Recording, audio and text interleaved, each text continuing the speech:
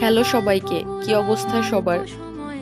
আমি আজকে শর্টকাটে পুডিং বানানোর রেসিপি শেয়ার করতে যাচ্ছি। পুডিং আমার অনেক বেশি পছন্দের, তবে বানাতে অনেক বেশি সময় লাগে আর ক্যারামেল করাটা অনেক বেশি ঝামেলার মনে হয়, এজন্যই রেগুলার বানানো হয় না। মাইক্রো ওভেন থাকলে আপনারা এই রেসিপিটা মাত্র 10 মিনিটে বানাতে পারবেন।